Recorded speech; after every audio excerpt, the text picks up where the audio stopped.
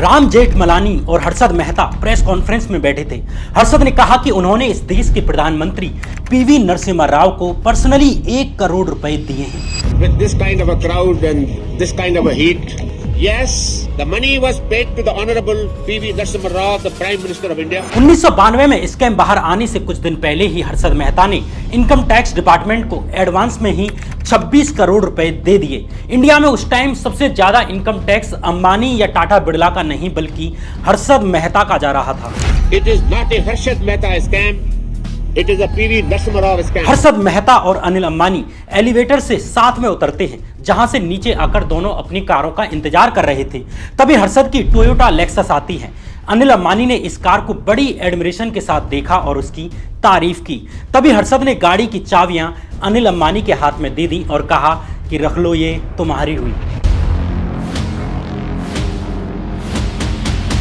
जिस किसी भी कंपनी के शेयर पर हर्षद ने हाथ रख दिया, उस शेयर के दाम रॉकेट की तरह उड़ने लगते। लोग लाइन लगाकर उस कंपनी के शेयर खरीदने के लिए कूद पड़ते। छत्तीसगढ़ के रायपुर में जो लड़का मिडिल क्लास में भी नहीं आता था बल्कि लोअर मिडिल क्लास में आता था, उसने कुछ ही साल के भीतर मुंबई में एकदम प्राइम लोकेशन पर 15,000 स्क्वायर फीट का सी फेसिंग अपार्टमेंट खरीद लिया। नरीमन पॉइंट जैसी टॉप की जगह पर एक बड़ा सा ऑफिस बना लिया। उसकी गैराज में 24 से ज्यादा कारें थी और एक से बढ़कर एक। हर्षद मेहता ने कहा कि वे राजीव गांधी के घर यानी 10 जनपद पर गए, जहां राजीव गांधी उनसे मिले। उनके पास पैसों से भरा हुआ एक सूटकेस था जिसे कांग्रेस पार्टी का एक आदमी ले जाता है। अभी हर्षद मेहता स्कैम के बारे में बाहर किसी को नहीं पता था। हर्षद ने 10 दिन के भीतर ही आरबीआई के 499 करोड़ प्लस 170 करोड़ रुपए लौटा दिए। मात्र 6.35 करोड़ रुपए का पेमेंट बचा था। अगले दिन हर्षद इसे भी चुकाने जा रहे थे, लेकिन किसी ने यह खबर बाहर लीक कर दी और अगले दिन टाइम्स ऑफ इंडिया अखबार में एक बड़ी सी हेडलाइन छपती है कि it is India's biggest financial scam. Harshad is a hero. Fraud. Every single penny belongs to the people of India. Harshad Mehta है तो। नमस्कार, मैं श्याम मीरा सिंह। 1971 में एक 16 साल का लड़का छत्तीसगढ़ के रायपुर जिले में मौजूद हॉली क्रॉस हाई स्कूल में अपनी टीचर्स और स्टूडेंट्स के लिए जीना मुश्किल कर देता है। वो क्लास में तरह तरह के प्रैंक करता और अपना होमवर्क भी नहीं करता था। उसे लेकर मिल रही शिकायतों के बाद प्रिंसिपल ने उस लड़के को बुलाकर कहा कि वो अपने पिता को बुला कर लाए। अगले दिन वो लड़का एक आदमी को लेकर प्रिंसिपल ऑफिस पहुंचता है और कहता है कि मेरे पिता शहर में नहीं हैं, इसलिए चाचा को लेकर आया हूं। ये मेरे चाचा हैं। उसके बाद क्लास में जाकर ये लड़का अपनी सेखी वगारने लगता है कि कैसे उसने टीचर और यहां तक कि प्रिंसिपल को भी बेवकूफ बना दिया। वो आदमी वास्तव में उसका अंकल नहीं था, लेकिन एक लड़का जाकर ये बात टीचर को बता देता है। इस बार प्रिंसिपल सीधा उसके पिता को बुलाती हैं और इन शिकायतों से तंग आकर उसके पिता उसे अपनी दुकान पर बिठा देते हैं। उसके बाद वो कभी स्कूल वापस पढ़ने नहीं जाता और प्राइवेट एग्जाम से ही स्कूल पास करता है। इस लड़के का नाम था हर्षद मेहता। हर्षद की जिंदगी की शुरुआत अपने पिता की दुकान को सुबह 8 बजे खोलने से शुरू होती। उसका क्रिकेट खेलना, दोस्तों से मिलना सब बंद करवा दिया गया था। हर्षद मेहता का जन्म 29 जुलाई 1954 के दिन मुंबई में हुआ। हर्षद के पिता शांतिलाल मेहता मूलतः गुजरात के राजकोट की एक जैन फैमिली से आते थे, लेकिन वे कपड़े के व्यापार के लिए मुंबई शिफ्ट हो जाते हैं। इसलिए हर्षद के जीवन के शुरुआती 9 साल बॉम्बे में गुजरते हैं। लेकिन एक बीमारी के चलते हर्षद के पिता शांतिलाल को साल 1964 में अपने कपड़े का बिजनेस बेचकर बॉम्बे से छत्तीसगढ़ के रायपुर में शिफ्ट होना पड़ता है। वहां हर्षद की स्कूली पढ़ाई होती है, जिसका जिक्र हमने ऊपर किया कि कैसे हर्षद को स्कूल से निकालकर पिता की दुकान पर बिठा दिया जाता है। लेकिन हर्षद के परिवार की आर्थिक हालत सही नहीं हो रही थी। हर्षद के स्कूल की फीस भरना भी हर्षद के पिता के लिए भारी हो रहा था। अब घर चलाने के लिए हर्षद के पिता को अपनी पत्नी यानी रसीला मेहता के गहने तक बेचने पड़ गए। इन सब से तंग आकर साल 1973 में हर्षद अपने मामा मामी के पास वापस बॉम्बे आ जाते हैं ताकि कुछ धंधा पानी शुरू कर सकें। हर्षद एक बेहतरीन लेफ्ट आर्म स्पिनर और राइट हैंड बैट्समैन था। इसी बेसिस पर उसे बॉम्बे के लाला लाजपत राय कॉलेज में बीकॉम में एडमिशन मिल जाता है। पढ़ाई के दौरान ही हर्षद ने कई काम शुरू कर दिए, जैसे सीमेंट सप्लाई करना, हर हफ्ते बॉम्बे से सूरत जाकर पॉलिश्ड डायमंड्स लेकर आना। बॉम्बे आने के 1 साल बाद ही साल 1974 में हर्षद के कॉलेज में गुजराती छात्रों का डांडिया का प्रोग्राम हो रहा था। इसी दौरान हर्षद की मुलाकात ज्योति दोषी नाम की एक लड़की से होती है। जिस कंपाउंड में ज्योति रहती थी उसी कंपाउंड में हर्षद भी क्रिकेट खेलने के लिए आता था। इस तरह हर्षद और ज्योति में प्यार हो जाता है। जून 1976 में हर्षद के भाई अश्विन भी अब रायपुर से बॉम्बे में शिफ्ट हो जाते हैं और आईसीआईसीआई बैंक में नौकरी करने लगते हैं। 2 साल बाद अब हर्षद का बाकी बचा परिवार भी यानी उनके पिता और माता भी रायपुर से लौटकर अब वापस बॉम्बे में शिफ्ट हो जाते हैं। साल 1977 में हर्षद ने जैसे तैसे कुछ एक नंबरों से बीकॉम की डिग्री पास कर ली और न्यू इंडिया एश्योरेंस कंपनी में 600 रुपए की सैलरी पर एक क्लर्क की जॉब शुरू कर दी। इसी साल हर्षद मेहता ने 17 मई 1977 के दिन ज्योति दोषी से शादी कर ली। न्यू इंडिया एश्योरेंस कंपनी में काम करने के दौरान ही हर्षद मेहता को शेयर मार्केट में इंटरेस्ट आने लगता है। इन्हीं दिनों हर्षद मेहता ने कुछ 100 रुपए मार्केट में लगाने शुरू कर दिए। शेयर मार्केट में इंटरेस्ट के कारण अगले ही साल 1978 में हर्षद ने अपनी कंपनी में अर्जी डाल दी कि उन्हें कंपनी के इन्वेस्टमेंट डिपार्टमेंट में ट्रांसफर कर दिया जाए। हालांकि अभी भी हर्षद ने शेयर मार्केट में अपना करियर बनाने का नहीं सोचा था। नौकरी के दौरान भी हर्षद हर वीकेंड पर गुजरात के सूरत की डायमंड मार्केट में जाते, जहां से रफ डायमंड लेते और उन्हें पॉलिश कराकर रीसेल कर देते। इस काम से हर्षद मेहता को हर हफ्ते करीब 200 रुपए की कमाई हो जाती। लेकिन साल 1979 आते आते हर्षद फ्रस्ट्रेट होने लगते हैं कि उनके पास इतना भी पैसा नहीं था कि अपना खुद का एक छोटा सा मकान खरीद सकें। एक दिन हर्षद के परिवार वाले रात के खाने के बाद इकट्ठे होते हैं और जैसे वे बाकी दिन सब मिलकर डिनर के बाद एक साथ बैठते थे, इसी तरह बैठे हुए थे। इस वक्त रात के करीब 12 बज रहे थे। अश्विन, जो अब आईसीआईसीआई बैंक छोड़कर unit trust of India join कर चुके थे, उन्होंने हर्षद को कहा कि हमें सक्सेस के लिए कॉन्टैक्ट्स और पैसा चाहिए। डायमंड मार्केट भी गिर रहा है, इसलिए हमें किसी और चीज पर फोकस करना चाहिए। अश्विन ने कहा कि दोपहर के बाद स्टॉक मार्केट चला करते हैं। उन दिनों बॉम्बे स्टॉक एक्सचेंज में एक ट्रेडिंग रिंग हुआ करती थी, जहां केवल ब्रोकर्स और जॉबर्स को ही आने की अनुमति थी। ब्रोकर्स और जॉबर्स के काम को समझने के लिए और आगे हर्षद मेहता के काम को समझने के लिए और उस पूरे स्कैम को समझने के लिए हमें थोड़ा सा स्टॉक मार्केट के बारे में समझना होगा। देखिए, कंपनी को पैसे चाहिए तो वो कंपनी अपना हिस्सा बेचेगी, शेयर बेचेगी, और जहां ये काम किया जाता है उसे शेयर मार्केट या स्टॉक मार्केट कहा जाता है। अब इन शेयरों का एक खरीदार होगा और एक बेचने वाला होगा। उन दिनों आज की तरह इंटरनेट नहीं था, सिर्फ बॉम्बे स्टॉक एक्सचेंज की बिल्डिंग थी। अगर सभी खरीदार और बेचने वाले वहां एक साथ इकट्ठे हो जाएं तो ये पॉसिबल नहीं है। इसलिए ब्रोकर का कॉन्सेप्ट आया बीच में कि शेयर खरीदने वाले और बेचने वाले दोनों को ही ये काम ब्रोकर के माध्यम से करना होगा और इसे स्टॉक ब्रोकर कहा जाता है। स्टॉक ब्रोकर होने के लिए बीएसई का लाइसेंस लेना पड़ता था। ये शेयर मार्केट का मोटा माटी कॉन्सेप्ट है। अगर मुझे किसी कंपनी के शेयर खरीदने या बेचने होते तो मुझे बीएसई के यानी सेंसेक्स के किसी स्टॉक ब्रोकर के पास जाना पड़ेगा। कंपनी आगे जाएगी तो इन शेयरों की कीमतें बढ़ेंगी और मुझे बढ़ी हुई कीमत के कारण प्रॉफिट होगा। और अगर कंपनी को नुकसान होता है तो कंपनी के शेयरों की भी कीमतें गिरेंगी और इससे मेरे भी शेयरों की कीमत गिरेंगी और मुझे नुकसान होगा। जब इन शेयरों को हर दिन खरीदा और बेचा जाता है तो इसे ट्रेडिंग कहा जाता है, यानी हर दिन अगर इसे खरीदा और बेचा जा रहा है तो। जैसे अडानी के शेयर हैं और मैं अंदाजा लगाऊं कि मोदी सरकार के बजट वाले दिन अडानी के शेयरों की कीमतों में वृद्धि होगी तो सुबह ही अडानी के शेयर खरीद लूंगा और शाम होते होते जब इनकी कीमत बढ़ जाएगी तब इन्हें बढ़ी हुई कीमतों पर बेच दूंगा और प्रॉफिट ले लूंगा। अभी ये काम ऑनलाइन ऐप्स के माध्यम से होता है। पहले ये काम बॉम्बे स्टॉक एक्सचेंज में मौजूद एक ट्रेडिंग रिंग में होता था। इस ट्रेडिंग रिंग में ही सबसे बड़ी भूमिका होती थी जॉबर्स और ब्रोकर्स की, क्योंकि इनको ही वहां आने जाने की अनुमति थी। जहां ब्रोकर्स जनता और कंपनियों और बड़ी संस्थानों की तरफ से शेयर खरीदता और बेचता है, वहीं जब ये काम एक ही दिन के भीतर के अंदर करना होता है तो ब्रोकर की तरफ से जॉबर्स नाम के आदमियों को काम पर रखा जाता है। जॉबर का काम अब स्टॉक मार्केट, कंपनियों और इकोनॉमी की नॉलेज रखना है और उसके हिसाब से ट्रेडिंग करना है कि कौन सा शेयर आज खरीदना चाहिए और कौन सा कब बेच देना है और इस खरीद बिक्री पर ही प्रॉफिट लेना है। जनता और बाकी दुनिया डील करेगी ब्रोकर से और ब्रोकर अपनी तरफ से जॉबर्स को रखेगा। इस तरह ट्रेडिंग रिंग में सिर्फ जॉबर्स और ब्रोकर्स होते थे। जॉबर्स को ब्रोकर की तरफ से रखा जाता था, इसलिए जॉबर के डिसीजन की जिम्मेदारी ब्रोकर पर पड़ती थी। जॉबर ऐसे आदमी को रखा जाता था जो शार्प हो, मार्केट की इंफॉर्मेशन हो और जो अंदाजा लगा सके कि कौन सी कंपनी का शेयर कब कितने में बेचना है और कब कितने में खरीदना है, यानी क्विक डिसीजन लेने हैं। यह शेयर मार्केट का कॉन्सेप्ट है जिसे मैंने आपको अभी तक बताया। शेयर मार्केट में तब भी और आज भी सक्सेस उसी को ही मिलती है जो वेल इन्फॉर्म्ड हो, जिसके पास इंफॉर्मेशन हो। इसलिए सही प्लेटफॉर्म की जरूरत रहती है, जैसे blink x by JM financials है। आप शेयर मार्केट में पहले से हैं तो इनका नाम सुना होगा, और अगर नहीं है तो आपको बताता हूं कि ब्लिंक एक्स एक जीरो ब्रोकरेज ट्रेडिंग प्लेटफॉर्म है जहां पर आपको फ्री एक्सपर्ट रिसर्च कॉल्स और डेडिकेटेड आरएम सपोर्ट मिलती है।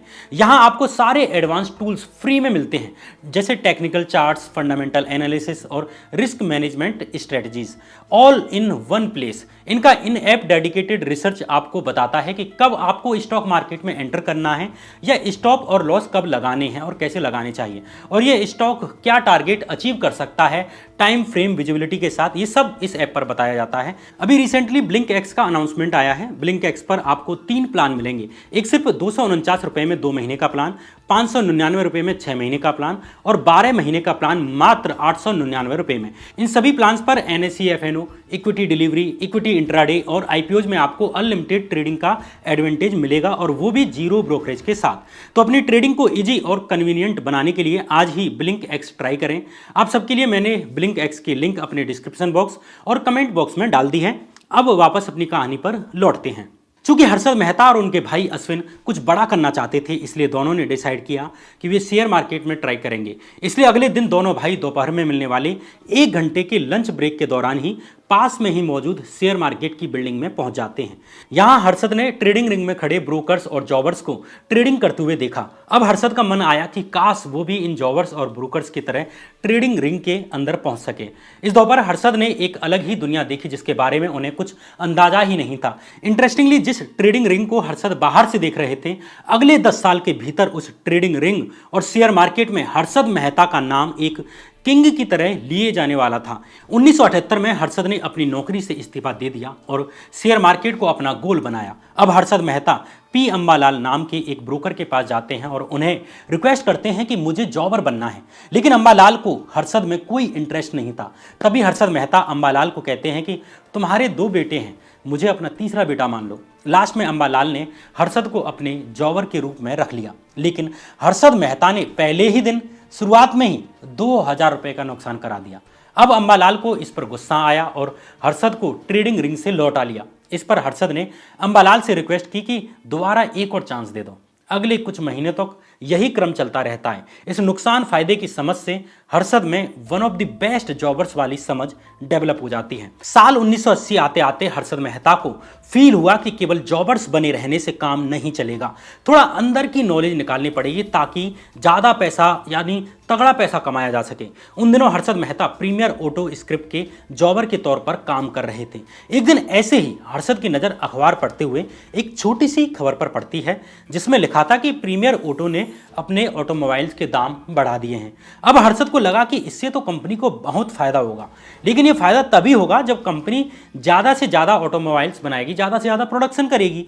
इसलिए हर्षद प्रीमियर ऑटो कंपनी के बॉम्बे में मौजूद प्लांट पर चले जाते हैं ताकि कंपनी की प्रोडक्शन स्पीड का पता लगा सकें। लेकिन हर्षद को पता चला कि कंपनी का सारा प्रोडक्शन की स्पीड तो लेबर यूनियन के हाथ में है, जिसे मिलिटेंट लीडर दत्त सामंत चला रहे थे।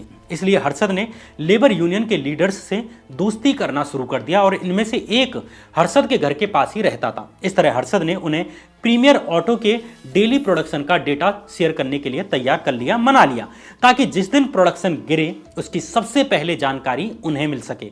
अब लेबर यूनियन से जुड़ी हुई हर घटना की जानकारी हर्षद मेहता को मिलने लगी। इसे शेयर मार्केट में इनसाइडर ट्रेडिंग कहा जाता है, जब किसी आदमी को किसी कंपनी के अंदर की पहले से ही एक्सक्लूसिव जानकारी हासिल हो जाए और उस कंपनी का ये नुकसान होगा या फायदा होने जा रहा है, ये बात पब्लिक को ना पता हो, लेकिन उसे ये एक्सक्लूसिव जानकारी मिल जाए और इस आधार पर अगर वह उस कंपनी के शेयर खरीदता है या बेचता है, इस ट्रेडिंग को इनसाइडर ट्रेडिंग कहा जाता है। पहले इसे इंडिया में इलीगल नहीं माना जाता था, लेकिन अब माना जाता है। इस तरह हर्षद ने ट्रेड यूनियन के लीडर्स को प्रीमियर ऑटो के अंदर की जानकारी देने के लिए मना लिया। अगर ट्रेड यूनियन की कोई स्ट्राइक हो तो उसके बारे में सबसे पहले हर्षद को पता चल जाता। इस डेटा के आधार पर हर्षद अपना स्टॉक डिसीजन लेते। इस तरह हर्षद धीरे धीरे तगड़ा प्रॉफिट कमाने लगे। साल 1981 में हर्षद ने 1,65,000 रुपए का मुंबई के कांडिवली में अपना घर खरीद लिया और इसी साल हर्षद ने अपने भाई अश्विन और बहन की शादी करवा दी। हर्षद के भाई अश्विन ने भी हर्षद का साथ देने के लिए नौकरी छोड़ दी और शेयर मार्केट में दोनों भाई बड़ी रिस्क लेने लगे। अब हर्षद ने पैसा कमाने का एक और तरीका अपनाया। हर्षद ने थिनली ट्रेडेड शेयर को आइडेंटिफाई करना शुरू कर दिया, मतलब ऐसे शेयर जिन्हें मार्केट में बहुत कम खरीदा और बेचा जा रहा है।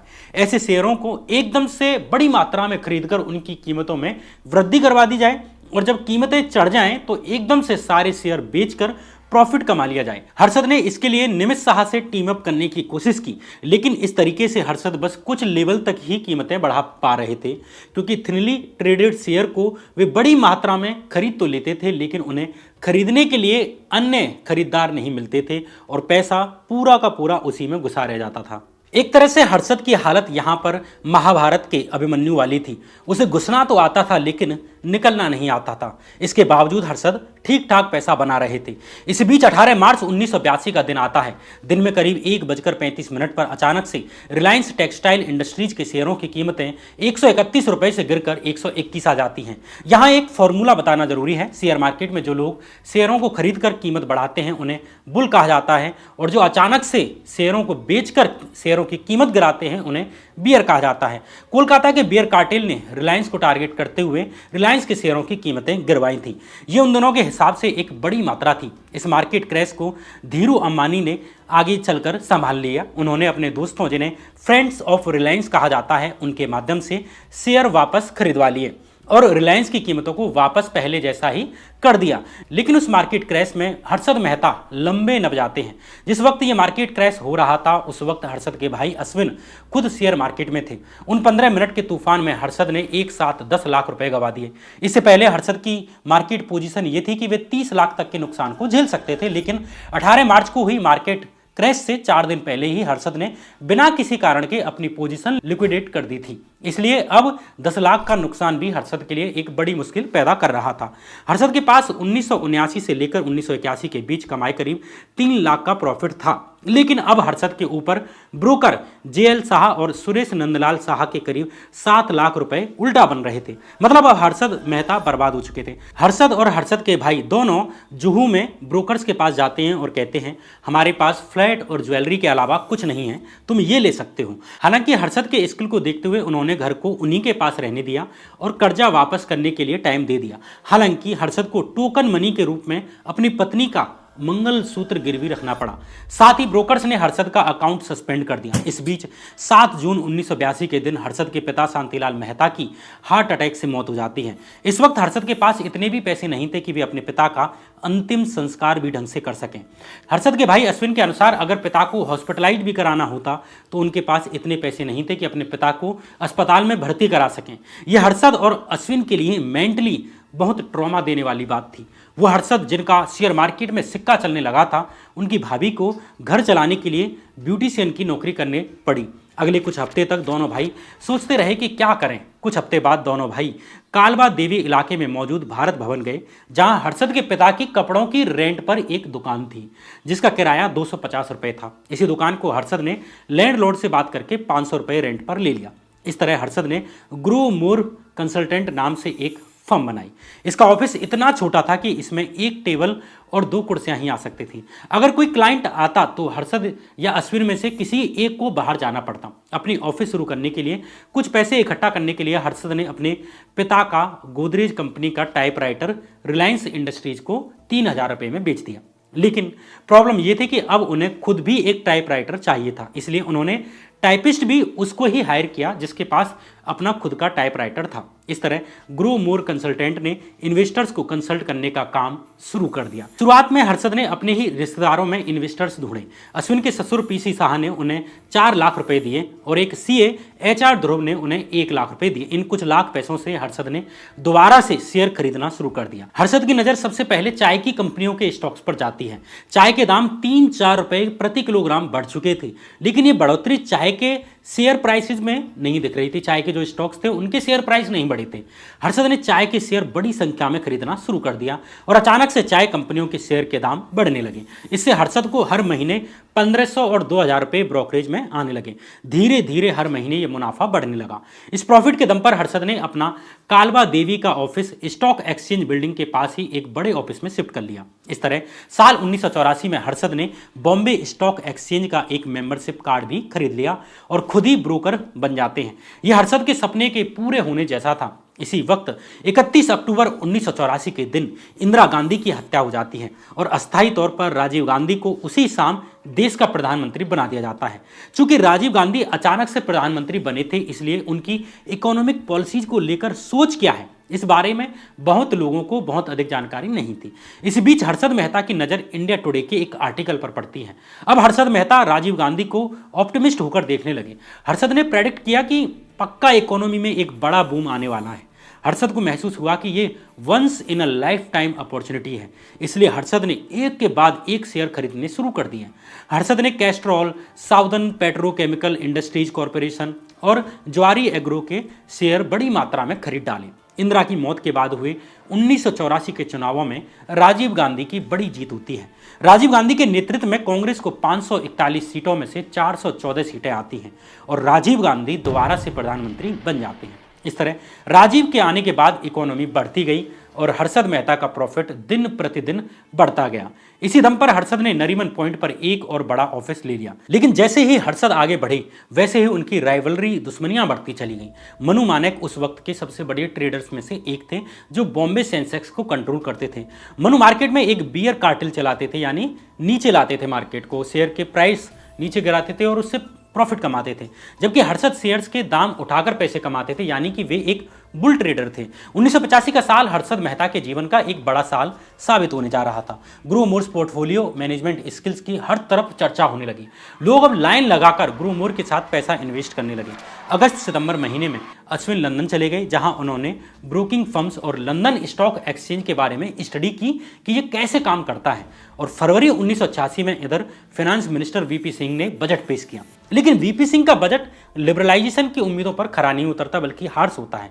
इससे मार्केट नीचे आ जाता है। इसी वक्त मनु मानिक ने हर्षद के favourite share southern petrochemical industries corporation limited यानी SPIC पर हमला बोल दिया और उसके दाम गिरवा दिए। इससे अब हर्षद को तगड़ा नुकसान हुआ। अफवाहें उड़ने लगी कि हर्षद मेहता बॉम्बे स्टॉक एक्सचेंज का यानी BSE का हिसाब चुकता नहीं कर पाएंगे। इस अफवाह का फायदा उठाकर मनु मानिक और उसके साथी हर्षद और SPIC को और नीचे लाने वाले थे। लेकिन हर्षद को इसके बारे में पता चल जाता है और हर्षद ने BSE को एडवांस में ही पेमेंट कर दिया। इससे मनु मानिक का प्लान फेल हो जाता है। इस पूरे मामले से हर्षद को 1.5 करोड़ यानी 1.5 करोड़ रुपए का नुकसान होता है, लेकिन वो अपनी क्रेडिबिलिटी को बचाने में कामयाब रहे। इसके बाद हर्षद और बड़े इंस्टीट्यूशनल इन्वेस्टर्स ढूंढने शुरू कर देते हैं और धीरे धीरे उन्हें इंस्टीट्यूशनल इन्वेस्टर्स मिलने लगे। हर्षद अब हर्षद मेहता के साथ साथ इंडियन मार्केट के बिग बुल भी बनने वाले थे। वो किसी भी शेयर को पकड़ लेते, उसके दाम बढ़ने लग जाते। हर्षद कंपनियों के साथ मिली भगत करके उनके शेयर्स के दाम बढ़वाने लग गए इलीगल तरीके से। हर्षद की कमाई बढ़ रही थी और उसी के साथ उनका स्टेटस भी बढ़ रहा था। 1990 में हर्षद ने 15,000 स्क्वायर फीट का एक सी फेसिंग अपार्टमेंट खरीद लिया। हर्षद इस अपार्टमेंट में एक मिनी थिएटर और बिलियर्ड्स रूम भी बनाने वाले थे। यह अपार्टमेंट एक बिल्डिंग का पूरा 3rd फ्लोर और आधा 4th फ्लोर मिलाकर बना था। उनके पार्किंग लॉट में गाड़ियों की लाइनें लगी हुई थी।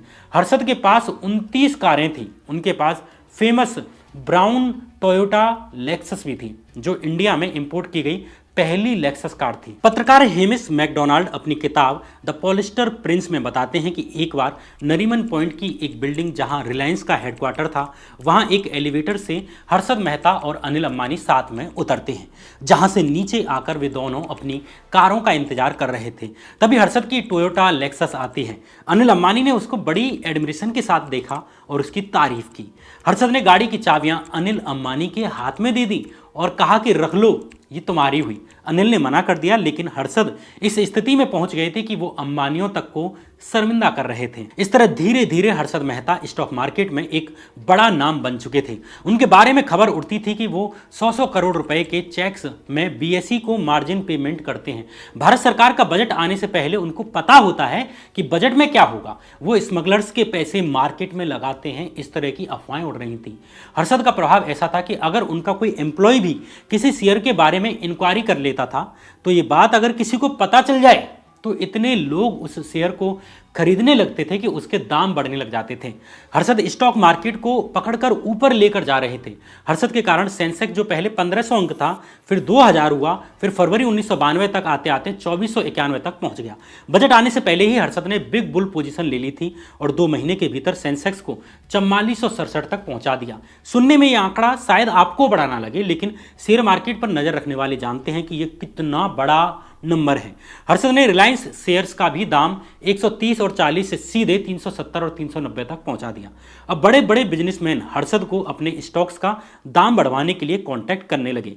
अंदर ही अंदर हर्षद उनके साथ डील करते और उनके शेयरों की कीमतें बढ़वा देते। साल 1991 आते आते हर्षद दुनिया की सबसे बड़ी ब्रोकरेज फर्म मैरिल लिंच से कंपीट कर रहे थे। हर्षद ने उनकी 1990 और 91 की एनुअल रिपोर्ट पढ़ी और पाया कि उसकी कमाई 2000 करोड़ रुपए के आसपास थी। हर्षद का मानना था कि वो मैरिल लिंच को भी बीट कर सकते हैं, लेकिन मैरिल लिंच के पास तो 4000 एम्प्लॉयज थे और 200 ऑफिसेज थे, तब जाकर वो 2000 करोड़ रुपए कमा पा रहे थे। और हर्षद के पास मात्र 200 एम्प्लॉयज थे, तब भी वो 1000 करोड़ रुपए की कमाई तक पहुंच चुके थे। अब हर्षद ने एक पब्लिसिटी कैंपेन का भी सहारा लिया। उन्होंने एड कंपनी यानी लिंटाज के साथ मिलकर अखबारों के फ्रंट पेज पर एक एड दिया जिसमें लिखा था कि Harshad Mehta is a lawyer, यानी हर्षद मेहता झूठे हैं, क्योंकि वो जितना प्रॉमिस करता है अपने क्लाइंट्स को उससे ज़्यादा कमा कर देता है। फरवरी 1992 में इंडिया की सबसे बड़ी बिजनेस मैगजीन बिजनेस इंडिया और सबसे नई बिजनेस मैगजीन यानी कि बिजनेस टुडे ने हर्षद मेहता को अपने कवर पेज पर छापा। साथ में खबर छपी कि हर्षद मेहता इंडिया के सबसे बड़े टैक्स पेयर हैं। हर्षद मेहता सिर्फ पैसा नहीं कमा रहे थे, बल्कि वो एक आइकन बनते जा रहे थे। 28 फरवरी 1992 के दिन केंद्र सरकार के बजट से एक दिन पहले ही हर्षद मेहता के यहाँ इनकम टैक्स का छापा पड़ जाता है। इसके बावजूद दूरदर्शन ने यूनियन बजट पर यानी केंद्र सरकार के बजट पर हर्षद मेहता का इंटरव्यू लिया और चलाया। यह नाम था हर्षद मेहता का। हर्षद मेहता का सपना शेयर मार्केट की दुनिया का किंग बनना था, लेकिन इसके लिए उनको पैसे की खदान चाहिए थी और इतना पैसा सिर्फ बैंक्स के पास था। उस वक्त आरबीआई के कड़े रूल्स के कारण स्टॉक ब्रोकर्स शेयर मार्केट में पैसा लगाने के लिए बैंक्स से उधार नहीं ले सकते थे। इसलिए हर्षद ने बैंकों से पैसा लेने के लिए एक दूसरा प्लान बनाया और यहीं से होती है द हर्षद मेहता स्कैम की शुरुआत। लेकिन आगे की कहानी तभी समझ आएगी जब आप बैंकों के कुछ बेसिक कॉन्सेप्ट्स जो होते हैं उन्हें समझेंगे। आरबीआई देश की सभी बैंकों को रेगुलेट करते हैं, उनकी दादा है। एक तरह से आरबीआई बैंकों का बैंक है। आरबीआई को यह देखना होता है कि कोई बैंक गड़बड़ी ना करे, ग्राहकों का पैसा सेफ रहे। इसके लिए आरबीआई बैंकों को कहता है कि आपको सर्टेन अमाउंट परसेंटेज केवल स्पेसिफिक और सेफ चीज़ों में ही इन्वेस्ट करना है, वे डूबने नहीं चाहिए, जैसे गवर्नमेंट सिक्योरिटीज, गोल्ड और कैश। इसे शॉर्ट में एसएलआर कहा जाता है। करंटली एसएलआर रेट 18% है, यानी बैंकों को अपना 18% पैसा या तो गवर्नमेंट सिक्योरिटीज में इन्वेस्ट करके रखना होगा या कैश में या गोल्ड में अपने पास रखना होगा, कहीं और इन्वेस्ट नहीं करना होगा। यहाँ थोड़ा गवर्नमेंट सिक्योरिटीज के बारे में जान लेते हैं। दरअसल जैसे कंपनियों को पैसे की जरूरत होती है तो वे शेयर मार्केट में अपनी कंपनी के शेयर बेचकर जनता से पैसा लेते हैं, वैसे ही जब गवर्नमेंट को पैसे की ज़रूरत होती है तो सरकार भी अपने बॉन्ड जारी करती है और कहती है कि अगर आप इन बॉन्ड्स को इतने रुपए में खरीदेंगे तो इतने दिन बाद आप इसे वापस इतने रुपए में बेच सकते हैं। मानकर चलिए कि एक गवर्नमेंट बॉन्ड आपको 80 रुपए में मिलेगा, जिसे आप 1 साल बाद 100 रुपए में बेच सकते हैं, यानी 20 रुपए आपको बच जाएंगे। ये मोटा माटी कॉन्सेप्ट है गवर्नमेंट सिक्योरिटीज का। आरबीआई बैंकों को गवर्नमेंट सिक्योरिटीज में इन्वेस्ट करने के लिए इसलिए कहती है क्योंकि एक तो ये सेफ इन्वेस्टमेंट है और दूसरा इस बहाने सरकार को भी पैसे मिल जाते हैं और कस्टमर्स को भी एक सेफ प्रॉफिट मिल जाता है। सरकार इस पैसे का इस्तेमाल डेवलपमेंट के कामों में करती है। इस तरह हर बैंक को आरबीआई की गाइडलाइन के अनुसार एक फिक्स एसएलआर रखना, मेंटेन करना होता है। लेकिन इस कारण बैंकों का एक बड़ा हिस्सा गवर्नमेंट सिक्योरिटीज और आरबीआई के इन रिजर्व्स को मैनेज करने में ही निकल जाता है। इससे बैंक को कोई ज़्यादा इनकम नहीं होती थी और गवर्नमेंट सिक्योरिटीज में इन्वेस्ट करने से उन्हें मामूली सा ही फायदा मिलता था, जबकि बैंक चाहते थे कि इस रखे हुए पैसे से, यानी ये जो रिजर्व है, उससे कुछ इनकम भी आए। इसके अलावा एसएलआर मेंटेन करने के चक्कर में बैंकों के पास लोन देने के लिए पैसे नहीं बचते थे, इन्वेस्ट करने के लिए कम पैसा बचता था। लेकिन यहाँ एक लूप होल था, वो ये कि बैंकों को ये एसएलआर हर दिन नहीं दिखाना होता था, बल्कि हफ्ते के एंड जैसे कि शुक्रवार को दिखाना होता था कि हाँ, हमने एसएलआर मेंटेन किया हुआ है। और इसी लूप होल का बैंकों ने फायदा उठाया और आगे चलकर इसी लूप होल का फायदा हर्षद मेहता उठाते हैं और बैंकों के अरबों के पैसे को अपने काम के लिए इस्तेमाल करते हैं। दरअसल बैंकों में आपस में भी लोन लेने का चलन होता है। जब किसी बैंक को बड़ा पेमेंट करना हो या कोई काम हो तो बैंक आपस में लोन लेती हैं और इसे रेडी फॉरवर्ड कहा जाता है। ये लोन अधिकतम 15 दिन के लिए ही लिया जा सकता है। इसमें बैंक्स अपनी गवर्नमेंट सिक्योरिटीज जमा करके दूसरी बैंक से पैसे ले सकती हैं, जिन्हें उन्हें एक सर्टेन अमाउंट पर 15 दिन के भीतर किसी भी दिन वापस करना होता है। इससे बैंकों को मौका मिल गया कि जो गवर्नमेंट सिक्योरिटीज उनके पास ऐसे ही पड़ी थी, अब वे उन्हें गिरवी रखकर दूसरी बैंकों से लोन ले सकती थी, पैसा ले सकती थी। और अब आरबीआई को जब एसएलआर का स्टॉक दिखाना होता था तो सामने वाली बैंक को पेमेंट करके अपनी सिक्योरिटी वापस ले ली और आरबीआई को अपना स्टॉक दिखा दिया कि हमारे पास गवर्नमेंट सिक्योरिटीज हैं। इस तरह बैंकों में आपस में प्रॉफिट कमाने के लिए इन सिक्योरिटीज का ट्रेड शुरू हो जाता है। इसकी सामान्य सी प्रोसेस ये थी कि एक बैंक दूसरे बैंक से लोन लेने के लिए कॉन्टैक्ट करेगा, जिसे रेडी फॉरवर्ड कहा जाता है। लोन लेने के लिए अपनी गवर्नमेंट सिक्योरिटीज गिरवी रखेंगे, कुछ ही दिनों के भीतर की एक डेट देगा कि इस तारीख को इतने रुपए में वापस ले लेंगे। अब जो बैंक सिक्योरिटीज खरीदेगा यानी जो लोन देगा, वो इन सिक्योरिटीज की डिलीवरी के बदले बेचने वाले बैंक को एक डॉक्यूमेंट देता है। इस डॉक्यूमेंट को एसजीएल फॉर्म यानी सब्सिडियरी जनरल लेजर कहते हैं। इस एसजीएल फॉर्म को आरबीआई के पब्लिक डेट ऑफिस यानी पीडीओ के पास भेजा जाता था, जिसका काम गवर्नमेंट सिक्योरिटीज का रिकॉर्ड मेंटेन करने का था। एक तरह से एसजीएल इनवॉइस की तरह थे, जिसे बैंक के द्वारा आरबीआई में जमा करवाना होता था। लेकिन इस सिंपल सी प्रोसेस के साथ कई सारी दिक्कतें थी। इसमें टाइम बहुत लगता था, जबकि बैंकों के पास इन सिक्योरिटीज को बेचने और वापस खरीदने के लिए 1 हफ्ते भर का टाइम होता था, क्योंकि उन्हें हर हफ्ते वापस से आरबीआई को दिखाना होता था कि हमारे पास गवर्नमेंट सिक्योरिटीज का स्टॉक रिजर्व है। उन दिनों पेपर ट्रेडिंग का जमाना था, ऑनलाइन जमाना नहीं था, इसलिए फिजिकली गवर्नमेंट सिक्योरिटीज को इतनी मात्रा में ट्रांसफर करना और आरबीआई के पास जाकर इसके एसजीएल फॉर्म भेजना, फिर इन्हें वापस करना, वापस पेमेंट करना, ये सब टाइम टेकिंग काम था। इसलिए कुछ बैंक्स ने इसका एक सिंपल सा फॉर्मूला निकाला और वो कॉन्सेप्ट था ब्रोकर का। मतलब एक बैंक जिसे अपनी गवर्नमेंट सिक्योरिटीज बेचनी है और कुछ दिन के लिए पैसे उधार लेने हैं, तो वो किसी ब्रोकर को अपनी सिक्योरिटीज दे देगी। ये ब्रोकर किसी दूसरी बैंक के पास इन सिक्योरिटीज को बेच देगा और उनसे आए पैसे को सेलर बैंक को दे देगा और बीच में अपना छोटा सा कमीशन ले लेगा। अब बैंक्स को आरबीआई के पास जाकर बार बार एसजीएल जमा करवाने की जरूरत नहीं थी, लेकिन फिजिकली सिक्योरिटीज तो अभी भी देनी थी और लोन जल्दी लेना होता था। इसलिए बैंकों ने बैंक रिसीट्स देना शुरू कर दिया। ये भी एक तरह से रसीद होती थी। इसमें यह होता था कि हाँ, हमें लोन दे दीजिए, हमारे पास आपकी सिक्योरिटीज गिरवी रखी हैं और 1-2 दिन में सिक्योरिटीज भेजते हैं। इससे बैंक को लोन जल्दी मिल जाता था और बैंक 1-2 दिन बाद आराम से सिक्योरिटीज ट्रांसफर करती रहती थी। इससे बैंक्स का टाइम बच जाता था और उन्हें पैसा जल्दी मिलने लगा। लेकिन इसी लापरवाही में ही गड़बड़ की शुरुआत होती है और इसी गड़बड़ का फायदा उठाया हर्षद मेहता ने। हर्षद मेहता ने बैंक ऑफ कराड़ और मेट्रोपॉलिटन कोऑपरेटिव बैंक जैसी छोटी बैंकों के अधिकारियों के साथ साठगांठ कर ली। इन बैंक अधिकारियों ने हर्षद के साथ मिलकर फर्जी बैंक रिसीट्स क्रिएट करना स्टार्ट कर दिया। मतलब इनके पास ही नहीं, लेकिन फिर भी सामने वाले बैंक को बैंक रिसीट्स जारी कर देंगे और पैसे उधार ले लेंगे। उधार देने वाली बैंक को लग रहा है कि उसके पास बैंक रिसीट्स हैं, उसने सिक्योर्ड लोन दिया है, जबकि उसने अनसिक्योर्ड लोन दिया हुआ होता था। इंटरेस्टिंगली हर्षद ने बैंक अधिकारियों से साठगांठ करके ये पैसा फेक बैंक रिसीट्स देने वाली बैंक को दिए जाने की बजाय अपने ही खाते में लेना शुरू कर दिया और इस पैसे का इस्तेमाल स्टॉक मार्केट में करने लगे। अब अपनी नॉलेज के दम पर स्टॉक मार्केट से प्रॉफिट कमाया और वापस से अपनी बैंकों को पैसा वापस कर दिया और बैंक उस दूसरी बैंक को जिसे उसने फर्जी बैंक रिसीट दी थी और लोन दिया था, उसका पेमेंट कर देगी और लोन लेने वाली बैंक भी खुश, उसने भी कुछ ही दिन में पैसा कमा लिया और फेक बैंक रिसीट्स देने वाली बैंक और उसके अधिकारी भी खुश, क्योंकि उन्होंने हर्षद से मोटा पैसा ले लिया। इस साठगांठ में हर्षद के पास बैंक्स के फंड्स का अनऑथराइज्ड एक्सेस था। इससे हर्षद मेहता को शेयर मार्केट को पूरी तरह कंट्रोल करने का पावर मिल गया। चूंकि हर्षद मेहता बैंक्स के अरबों रुपए एक साथ स्टॉक मार्केट में लगा रहे थे, जिस भी कंपनी के चाहें उस कंपनी के शेयर एक साथ करोड़ों रुपए में खरीद लेते। मार्केट में उस कंपनी की वैल्यू बढ़ जाती, उसके शेयरों की कीमतें बढ़ जाती।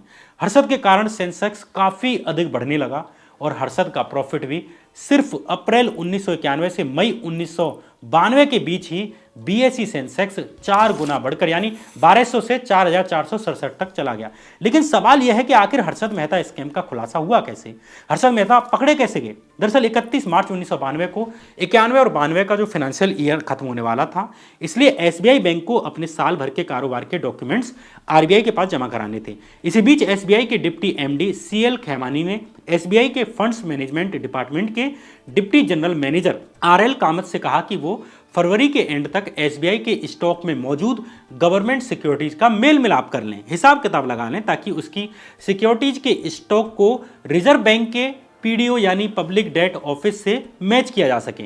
खेमानी ये काम फरवरी के एंड तक ही पूरा कर देना चाहते थे ताकि मार्च वाले महीने में सिर्फ उसी एक महीने की सिक्योरिटीज का ही हिसाब किताब रखना पड़े। लेकिन एक हफ्ता बीत जाता है, कामत ने सिक्योरिटीज का लेखा जोखा दिया ही नहीं। इस पर खेमानी ने कामत पर जोर डालना शुरू कर दिया। कामत ने कहा कि एसबीआई की बॉम्बे मेन ब्रांच इसमें टाइम लगा रही है और 4-5 दिन और मांग रही है। फाइनेंशियल ईयर बीत जाता है लेकिन एसबीआई की बॉम्बे मेन ब्रांच सिक्योरिटीज का हिसाब किताब नहीं भेजती। 6 अप्रैल की शाम बॉम्बे ब्रांच का एक आदमी आकर सीएल खेमानी की ऑफिस में स्टेटमेंट देकर चला जाता है। चूंकि अब तक घर जाने का टाइम हो चुका था, इसलिए खेमानी ने इस स्टेटमेंट को नहीं देखा और एक प्लास्टिक के फोल्डर में रख दिया।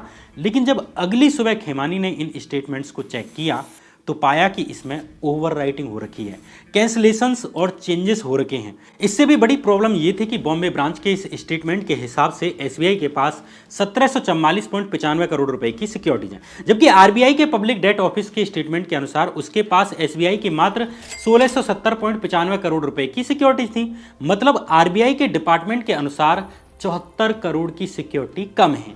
इससे खेमानी को शक हुआ कि कुछ गड़बड़ है।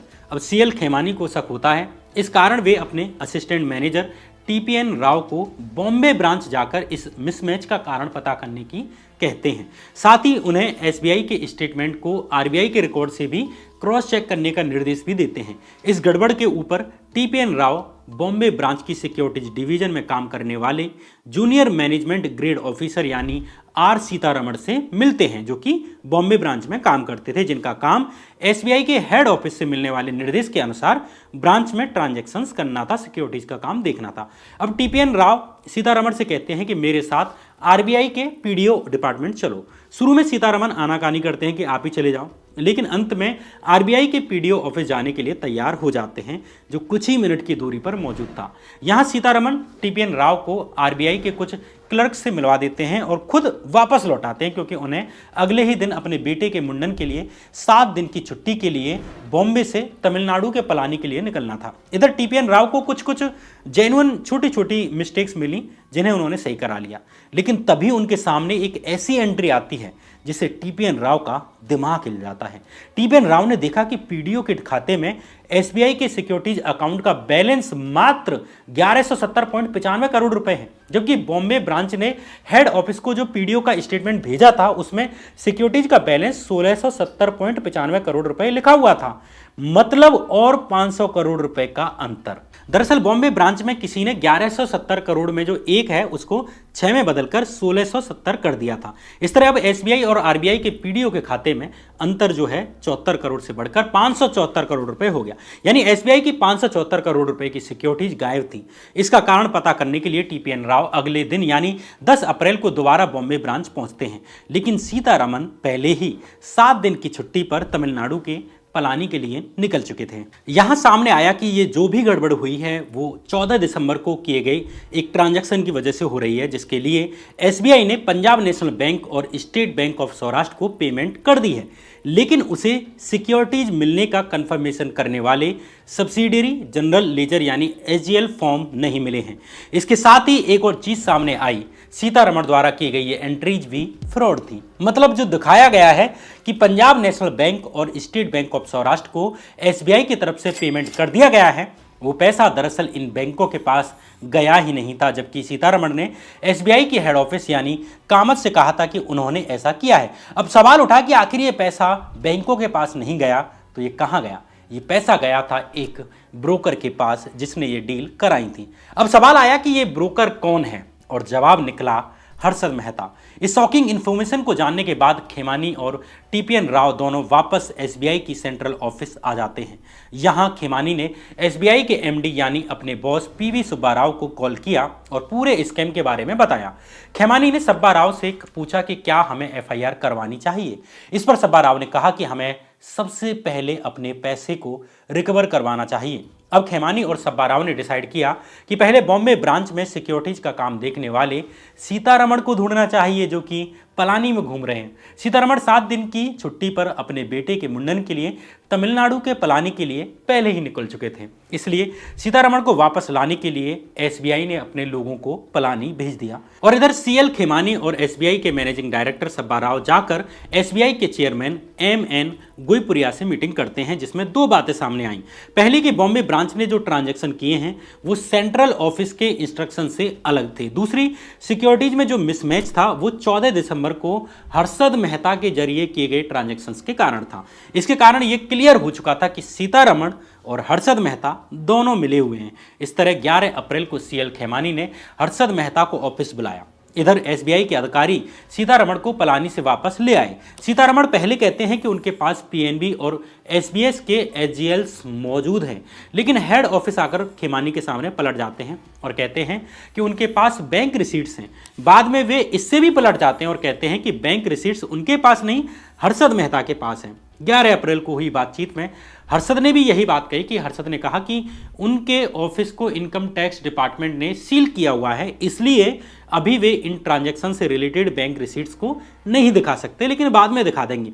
इसी बीच 21 मार्च को हर्षद मेहता के जरिए किया गया 170 करोड़ रुपए का एक और ट्रांजैक्शन गड़बड़ निकलता है। एसबीआई ने इसका पेमेंट कर दिया था, लेकिन उसे सिक्योरिटीज नहीं मिली थी। अब हर्षद पर एसबीआई के 499 करोड़ और 170 करोड़ रुपए के 2 ट्रांजैक्शन सेट्स के पैसे बकाया थे। यहां आप सोच रहे होंगे कि पहले 574 करोड़ रुपए की गड़बड़ थी और अब 499 करोड़ की क्यों बता रहा हूं। दरअसल बाद में हुए हिसाब किताब से यही निकला कि हर्षद पर एसबीआई के 499 करोड़ रुपए बन रहे हैं। चूंकि अब 170 करोड़ का एक और ट्रांजैक्शन निकला, इसलिए अब हर्षद के ऊपर एसबीआई के 499 करोड़ रुपए प्लस 170 करोड़ रुपए बन रहे थे। अब खेमानी ने कहा कि इनकम टैक्स डिपार्टमेंट ने आपके ऑफिस को सील कर रखा है, वो आपकी प्रॉब्लम है। पहले एसबीआई के पैसे वापस करो और बाद में बैंक रिसीट्स दिखाते रहना।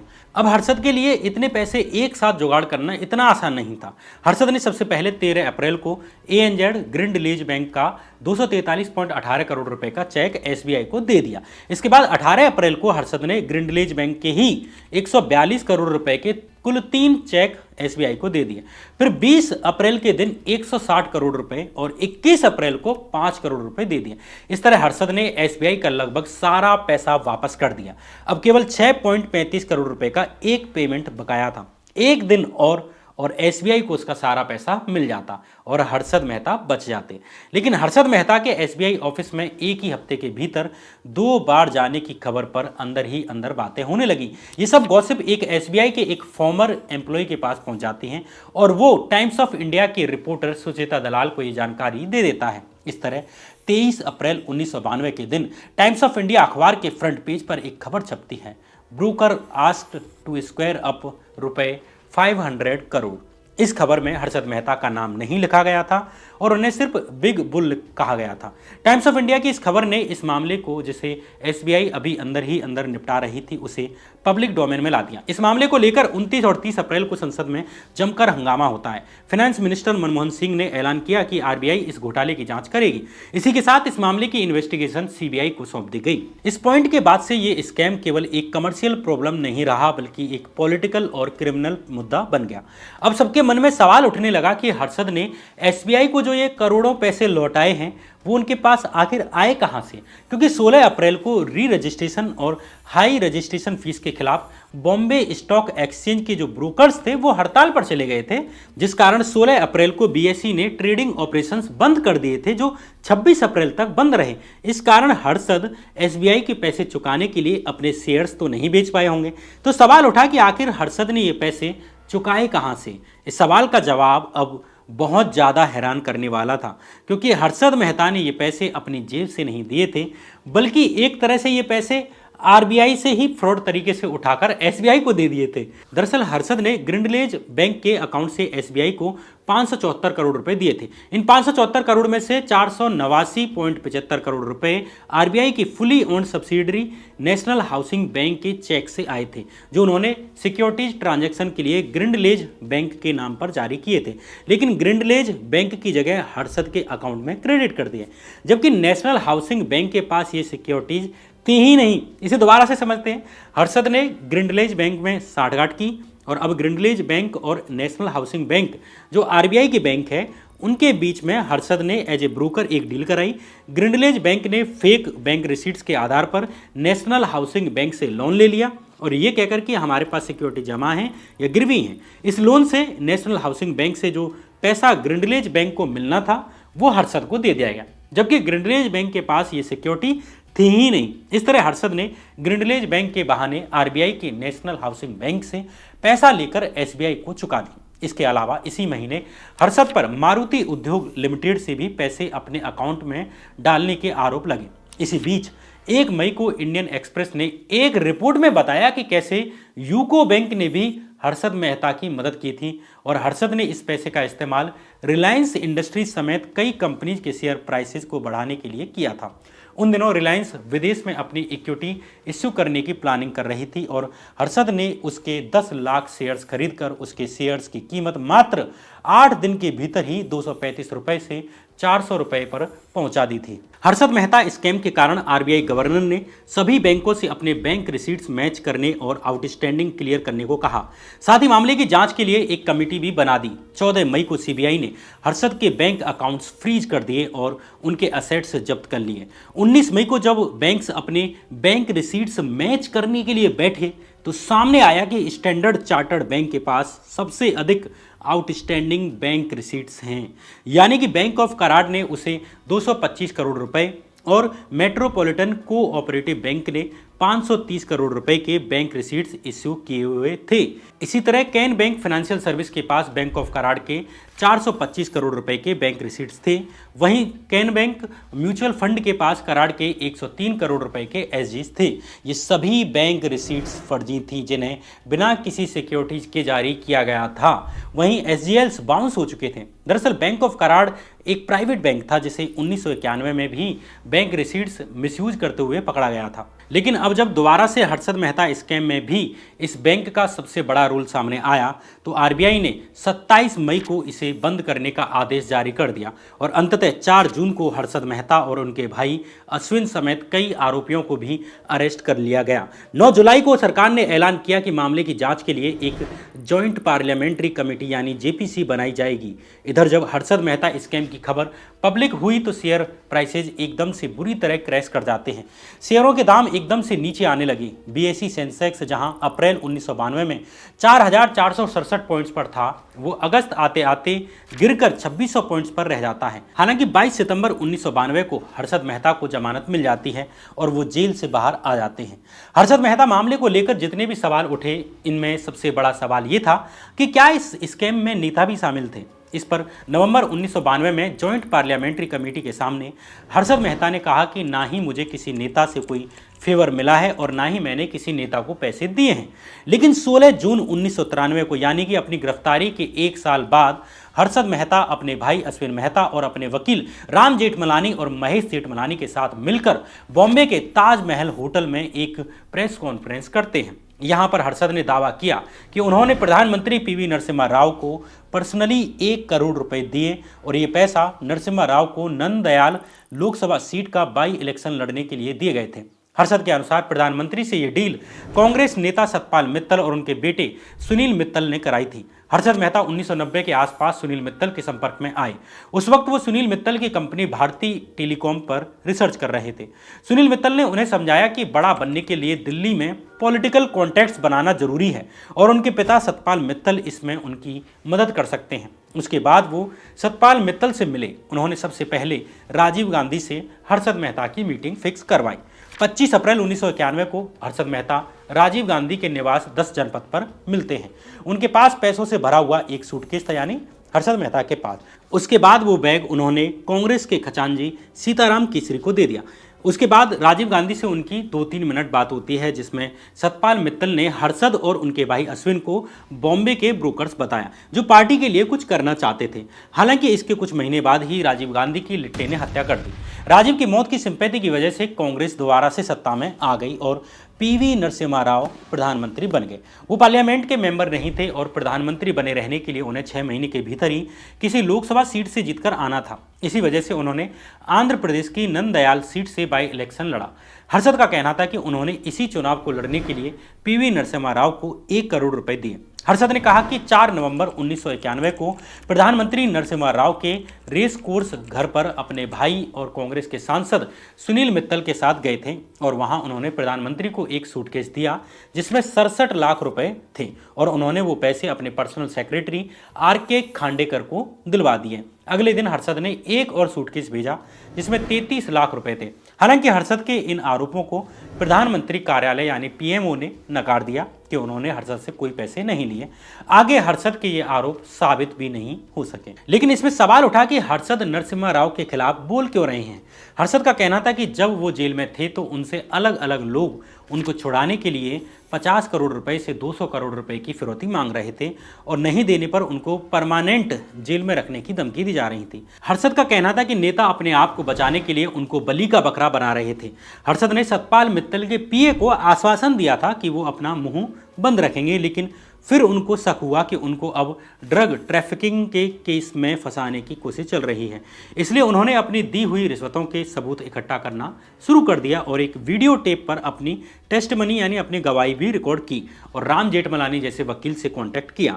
इसके बाद हर्षद के वकील ने सीबीआई चीफ एस.के. दत्ता को लेटर लिखा कि वो पैसों के लेन देन को लेकर जो बातें कहेंगे वो पॉलिटिकली सेंसिटिव हैं और हर्षद उनके बारे में सच तभी बोलेंगे जब उनको वायदा किया जाएगा कि उनका पॉलिटिकल प्रोसिक्यूशन नहीं किया जाएगा, यानी उन्हें परेशान नहीं किया जाएगा। लेकिन सीबीआई चीफ एस.के. दत्ता का रिटायरमेंट हो चुका था और वो केंद्र सरकार के एक्सटेंशन की बदौलत ही सीबीआई चीफ बने हुए थे, तो उन्होंने इस लेटर के बारे में कुछ नहीं किया और जॉइंट पार्लियामेंट्री कमेटी यानी जेपीसी को भी नहीं बताया। हर्षद को सीबीआई ने कहा कि वो किसी तरह की इम्यूनिटी नहीं दे सकते, यानी छूट नहीं दे सकते। इसके बाद जब हर्षद श्योर हो गए कि अब किसी तरह की डील नहीं होगी तो उन्होंने प्रधानमंत्री के खिलाफ प्रेस कॉन्फ्रेंस की। इस प्रेस कॉन्फ्रेंस के कुछ दिन बाद यानी 30 जून 1993 को हर्षद फिर से जॉइंट पार्लियामेंट्री कमेटी यानी जेपीसी के सामने पेश हुए। अब हर्षद ने प्रधानमंत्री पर लगाए आरोपों से पलटी मार ली और कहा कि उन्होंने खुद को हैरेसमेंट से बचाने के लिए और हताशा में आकर प्रधानमंत्री पर आरोप लगाए थे। इस तरह अगले 3 साल तक हर्षद मेहता चुपचाप बैठे रहते हैं। सितंबर 1999 आते आते मारुति उद्योग केस में अदालत का फैसला आ जाता है। कोर्ट ने हर्षद को 38 करोड़ रुपए की हेराफेरी का दोषी मानते हुए 5 साल की सजा सुनाई इस केस में। इसके अलावा अब सेबी ने भी हर्षद पर लाइफ टाइम बैन लगा दिया। इधर 9 नवंबर 2001 को हर्षद और उनके दोनों भाइयों को बेनामी शेयर्स में डील करने और फ्रॉड के आरोप में अरेस्ट कर लिया जाता है। हर्षद ने बेल एप्लीकेशन डाली लेकिन कोर्ट ने रिजेक्ट कर दी। इस तरह हर्षद पर कुल 27 केस चल रहे थे। इसी बीच थाने सेंट्रल जेल में बंद हर्षद को 31 दिसंबर की रात लगभग 11 बजे अचानक सीने में दर्द होता है। हर्षद को सिविल अस्पताल ले जाया जाता है। हॉस्पिटल के डॉक्टर्स ने बताया कि जब वे आए थे तो ठीक थे और हॉस्पिटल के स्टाफ से बात कर रहे थे, लेकिन फिर अचानक से उनकी तबीयत बिगड़ने लगी और रात करीब 12:40 पर हर्षद की मौत हो गई। इस तरह इंडियन शेयर मार्केट का पहला सुपरस्टार अपनी आखिरी नींद सो गया। हर्षद मेहता की मौत हुए 24 साल होने को हैं और उनका स्कैम बाहर आए हुए 30 साल से भी ज़्यादा हो चुके हैं। लेकिन जैसे जैसे इंडियन मार्केट में इकोनॉमी में स्टॉक मार्केट का रोल बढ़ा है उतना ही आम जनता का हर्षद मेहता में इंटरेस्ट बढ़ा है। एक तबके के लिए हर्षद मेहता एक स्कैमस्टर हैं, फ्रॉड हैं, जिन्होंने सिस्टम की कमियां ढूंढकर उसको अपने फायदे के लिए मैनिपुलेट किया और लाखों लोगों की सेविंग्स को दांव पर लगाया। लेकिन एक दूसरा तबका ऐसा भी उभर रहा है जो हर्षद मेहता को एक सेलिब्रिटी मानता है और उनके प्रति सिंपैथी रखता है। इसका मानना है कि एक आम परिवार से आने वाले आदमी को जो कुछ बड़ा करना चाहता है, हमारा सिस्टम उसे सपोर्ट नहीं करता बल्कि उसके लिए मुश्किलें खड़ी करता है। ऐसे में किसी भी आम आदमी के सामने बड़ा बनने के लिए टेढ़ा रास्ता अपनाने के सिवाय कोई और ऑप्शन नहीं बचता और हर्षद ने सिस्टम के लूप होल्स का फायदा उठाकर सिर्फ यही किया। बहुत से लोग ये भी सोचते हैं कि अगर हर्षद की एसबीआई के ऑफिस आने जाने वाली खबर अगर बाहर लीक नहीं होती, या अगर स्टॉक मार्केट में स्ट्राइक नहीं होती जिस वजह से हर्षद अपने शेयर नहीं बेच पाए थे और एसबीआई का पैसा चुकाने में देरी हुई थी, और अगर हर्षद बचा हुआ 6 करोड़ रुपए चुका देते तो क्या होता। फिलहाल हर्षद मेहता की यह कहानी यहीं समाप्त होती है। आपका हर्षद मेहता को लेकर क्या व्यू है? आपकी नज़र में हर्षद मेहता का मतलब क्या है? इसे लेकर एक कमेंट जरूर करें। आखिर में बात ब्लिंक एक्स की। अगर आप शेयर मार्केट में इन्वेस्ट करना चाहते हैं तो वेल इन्फॉर्म्ड रहें, एक्सपर्ट एडवाइस लें और न्यूज़ पढ़ें। अपनी शेयर मार्केट की जर्नी शुरू करने के लिए ब्लिंक एक्स एक अच्छा प्लेटफॉर्म है। लिंक कमेंट बॉक्स और डिस्क्रिप्शन बॉक्स में मैंने डाल दी है। अंत में पर्सनल अपील, वीडियो को लाइक जरूर करें और चैनल को जरूर सब्सक्राइब करें। आपके ऐसा करने से हमें सच में मनोबल मिलता है और इस तरह की वीडियो हम ला पाते हैं। तब तक के लिए बने रहिए इसी चैनल पर। नमस्कार।